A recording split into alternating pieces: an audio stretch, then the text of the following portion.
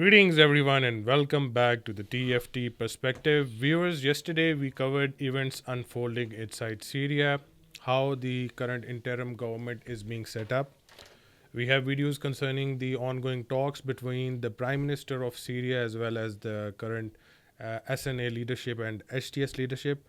The power has been handed over peacefully, but there is conflict ongoing between the Kurdish militants, the YPG and PKK, and the SNA as well as the HTS armed groups towards the northwestern side or northeastern side of Syria. Yesterday, there was also a particular news. Remember that 2 days back, there was also a news concerning Israel expanding its buffer zone. It's not a buffer zone, it's basically grabbing the piece of pie you wanted for a very long time. It's an example of the Greater Israel project that has been the whims and wishes of Mr. Netanyahu. As in one of his previous interviews, he did mention that then we need to expand further because we have so many people congested in one location. Some people in the 1930s also used to say these things. So Israel has expanded its so-called buffer zone, captured Mount Hebron, but in fact, according to many Israeli officials, just last night there were around 200 airstrikes conducted in different locations all across Syria. You can name it by words: Homs in the province of Latakia, at Tartus, in Damascus, in the areas of Dara, and all of the previous regime's military hardware, especially its air force and its naval vessels, were dominantly targeted in these attacks.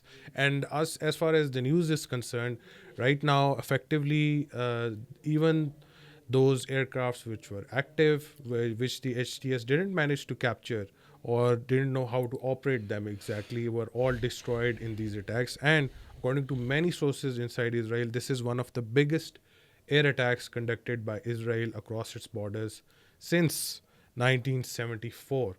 So it has a very historical importance as well. Other than that, we also have news that other than the infrastructure, the central bank was targeted, the customs office was targeted, all essential infrastructure, bridges connecting south to north were also targeted. In fact, Israel also attacked the SDF posts inside the autonomous region, backed up by the US, close to one of their northern cities. So we have with us Mr. Wakar K. Kodvi. We are going to discuss this issue. Sir, this Syrian civil war, it seems like the conflict is no longer over. And as we mentioned yesterday, everybody is trying to grab a piece of pie.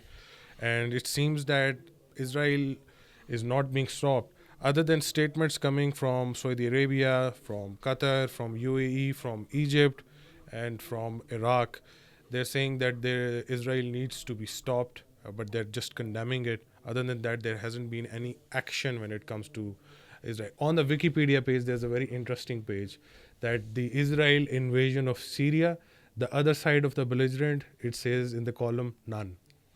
Yeah, I think they are basically exploiting. And as you mentioned, Mount Hermon is the highest point in Syria, and this also straddles the Lebanese border. So this is a series of, and this is the highest point. It also gets some snow. So I think almost 3,000 meters plus and minus. And this also gives an opportunity for anyone who's holding it to put their radars and look at the aviation, especially military aviation flying in Lebanon, Israel, and Syria, even Turkey. So this is the kind of strategic importance. And Israel had its eyes on it. It means that part of northern portion of Golan Heights, they were looking at it, the northeastern portion, that they should grab it and then, of course, address their vulnerability. But unfortunately, it's a blatant violation of international law that you can straight away walk into another country just because you feel that maybe the other side, which is still consolidating, moving, is going to threaten you. So I think this is, I would say that undermines the authority of United Nations. UN Security Council should have automatically invoked. So if the nation state is now dying, if the international system is collapsing, and this is no hold barred, free for all, world, then maybe might is the right. So that's going to then, of course, be the let's say principle for future international relations. It is already, as we mentioned yesterday. I think Alexander Dugin rightly he had foreseen it that this swamp is going to expand, and basically we have to now have an alternate system. Mm. Definitely, there are issues related to Bashar al-Assad government or the regime which lasted for more than 50 years. What Hafiz al-Assad did to his people and what Bashar al-Assad did, that is definitely condemnable. And now definitely people are bewildered. They would like a strong leadership to come up, at least consolidate whatever is left of Syria. Syria is already, divided into 5, 6 factions. You have northeast, as we mentioned yesterday, with the Kurds, and within that, if they were living peacefully, it was okay. But then there's a mischief going on against Turkey because that portion straddles across the Turkish-Syria border. Then we have American bases in the southeast. Now you have the HTS controlling it, and then in the south we have that, Special operations room. special operation room or southern operation room. So we have different factions. Now it depends that one how the internal dynamics plays out. Hopefully, we pray that it doesn't lead into more reprisals against either community. Let's say Alawites, maybe those people who were in the regime and responsible for those prisons that we are seeing the videos, or who had done corruption, they could be charged in the court of law instead of let's say shooting them or capital punishment or the mob rule. It should be handed over to the courts. The other is that Alawites, like any other community, are brothers and sisters. There are intermarriages, Mm.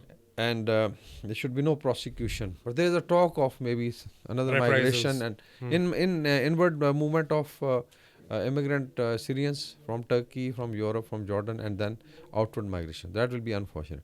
Now within that, I think the one is, of course, the regional countries have a role, like even I think Egypt, Turkey to most extent, because they have a lot of sway in these two groups, Syrian National Army and the HTS. And I think Turkey would like to stabilize it, and then they can have some negotiation with the Kurds that this area could be given slightly more power, but remains in the let's say Syria as a state instead of let's becoming autonomous region, because then you start opening the Pandora box of let's say Kurdish areas, and then it could actually destabilize not only Syria but also Turkey, Iraq, even Iran. Mhm. Now coming to Israel, I think unfortunate part is that nobody is stopping it. They are blatantly trying to justify that we are destroying a military capability of a country who was not really at war with them. Frankly speaking, Bashar al-Assad, as I remember, never fired a bullet.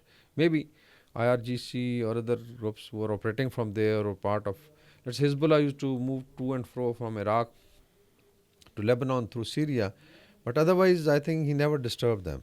That has been a very, very weak area. Otherwise, they had an advantageous position in the Golan Heights, so Syrians could do it. So it means that basically Bashar al-Assad could have his, 500,000 people killed. He also forwarded that he was thrown out, he ran away, his regime is destroyed, but never fired a bullet on Israel. So this is the kind of, I think, unfortunate part of the story of Syria.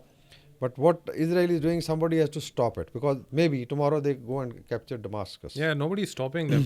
And this logic is very absurd coming from Israel. I remember a lot of the military journals and their analysts saying that, we have to have these heights, otherwise, Israel is a very big bowl of a valley. One of the pretexts they also captured the Golan Heights was because of this.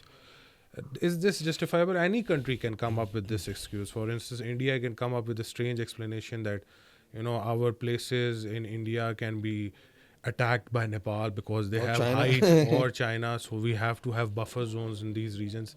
It's a very absurd logic coming from the Israeli perspective, especially I saw a lot of UK analysts in BBC claiming that yes, Israel has moved in. It's a vile violation of the international law, but they have to do it. Yeah. So the previous, I think, mantra used to be Israel has the right to defend itself, Now and now it has it the has right to attack expand. anybody. Yeah. So unfortunate, but that's, I think, a very, very sad story. I think the one, of course, the regional countries, it's Turkey, can play a major role, and I'm sure they can signal it to Israel to stop And it. then another big question is that if Israel is doing this, if it wanted to have friendly relations with the new emerging interim government, don't you think this action itself is going to create hostilities? And then how Israel is going to justify we are defending ourselves? I think what Israel is trying to do is three things. One is, of course, trying to grab the land and so-called improve their defensive posture, but definitely expanding. And then, like in Lebanon, they used to go up to Litani River and said, "This is our buffer zone." And so it means that you are exploiting their land, their resources. The other is that they are also now trying to sow the seeds of, let's say, dissension between different groups. For instance, now if Israel attacks and people would actually tend to forget what Bashar al-Assad did to his people, and now you'll have a group, let's say pro-Iranian groups may say that, okay, you saw that Yeah. this is a Jewish, conspiracy. Hmm. So this is a narrative also being shaped, and some of the people are falling into the trap. Even the West would say that, look at it. And then also, the Western media and Israel are now also trying to, let's say, demonize the relationship between President Putin and Bashar al-Assad because he's gone, and they are always referring that he's the one who committed atrocities. So both guys are the same. So, and then of course, is trying to re-establish Israel's psychological hegemony because the way Hezbollah and Hamas had fought them, its myth of, let's say, being an invincible power was shattered. And probably these are the gimmicks. Then, of course, there is a fourth element that Netanyahu himself feels, because I think his trial is starting, Hmm. or let's say maybe there are some proceeding against him in the court, which are starting next week. So he would try to now convince his people that no, Netanyahu is indispensable and he should stay. So I think all told, it's an unfortunate thing. Maybe if the OIC can put its foot together, there will be a lot of killing. If you combine, Palestine, then you have Lebanon and now Syria. Hmm. I think it's more than 500,000 people who have perished or are suffering. So they should, I think, come up. And it is possible because if somebody feels that this is it, it's going to stop at Syria, no, sir. This instability will then spill over to neighboring countries. That's the effective countermeasure that the Western powers are focusing on when it comes to controlling affairs inside Middle East. Um, there were questions raised on social media on X as well that there needs to be presence of a foreign country's military inside Syria in order to stop Israel from expanding further. Because as far as news is concerned, they're just like 18 to 20 kilometers away from the capital. So if they just wanted to take over Mount Hebron, that's Mount not the Hermon. Mount Hermon. That was it. But they're expanding it further, moving inside, taking over different cities. Warning citizens to not leave their homes. Their sense of Israeli presence, and who's stopping them to moving settlers over there? This is their go-to mayor in order to expand their so-called colony inside the Middle East. So there was a suggestion on social media that the Turks need to send over their military. In fact, this came from Russian analysts that they have to go there now and secure Syria's border. Since this was our job, this should be their job now. Yeah, I think there could be some thinking on that. I don't know how the Turkeys, but I'll support whatever stance they had. One, Turkey is a brother country. The other is, I think Hmm. they were really threatened. If Hmm. Israel can create buffer zones for nothing, definitely Turkey had to protect, especially like Especially Kurd if you create a autonomous region region, inside yeah, Syria, which yeah, is dedicated to creating a Kurdish country, country, and which then it's destabilized the entire region. hmm. Let's Kurd living peacefully in Syria. They are great people. Hmm. They have great history, and Kurds living in Turkey, and they even take part in politics. They are some of the members of the parliament, and then they also develop their own region. And Kurds living in Iraq or Iran. Hmm. So one is, of course, Turkey has a major role to play because now they are kind of at least the two, three, big warring factions are listening to them. The other is that there could be a suggestion for those countries who can, let's say, muster a peacekeeping force under the OIC's banner, and they should be deployed. One, I think, is to check on any sectarian reprisals Hmm. and avoid further killing. Then, of course, there is a settlement of people coming back safely to their homes and no more, let's say, prosecution of other minority which they think were part of the regime. The other is physical defense of Syrian borders. like in case of Golan Heights. So like in UN, in Lebanon, Israel border, there is a green line Mm-hmm. along, and it's basically held by the United Nations forces. So why not here? Mm-hmm. If let's say Israel, and they could guarantee to Israel also that there will be no attacks coming. And Syria never attacked Israel after 73 war. So that is one. The other is financial support coming from rich Muslim countries, because there have been too much. If you look at Aleppo's condition, or for that matter, now Damascus, the way they are treating Israelis, Mm-hmm. a lot of infrastructure has been destroyed. There is shortage of food supplies. So the rich countries, especially the Gulf countries, can come forward and start, a process of helping people, building. So maybe in military you can have forces coming from Turkey. It could be from even, I would say, Middle East. It could be Egypt. It could be Pakistan, Bangladesh. Why not? And if all told, every country sends a brigade size force, I think they can help in building this, let's say, alternate government system. Yeah, how effective do you think the alternate government structure would be with the presence of different foreign troops trying to protect different minority groups as well? Because as far as HTS is concerned, they seem to have changed their mood. Previously, they were also aligned with Al Nusra. They had affiliations with Al Qaeda and ISIS. And then we have a foreign country invading into Syria as well. So, do you think that is if nobody does anything, in fact, this is the status quo now, where do this group or the Syrians that are coming from outside world pouring into Syria as far as refugees are concerned to resettle, to reestablish Syria, where do you think the drawing line would be? Yeah, I think we should also look at the current arrangement, which was before, I think, let's say 2 weeks back, which was mainly driven by Turkey and then agreed by international community and the regional countries, Iran, and also by Bashar al-Assad and Russia. So it means that there was an arrangement that people could exist. So it means that you have a Kurdish enclave, and then you had these areas. Now, bulk of, let's say, Syria falling to HTS or Syrian National Army, or groups coming from the south, which have the same objective of overthrowing. There's also a lot of, I think, pressure is going to be generated by millions of Syrians who are inside, who would like to have peace and who are coming from. It's not going to be very easy for, Mm-hmm. let's say, test group to start adopting something. That's why you saw Abu Muhammad, Jolani trying to now appease the people, Mm-hmm.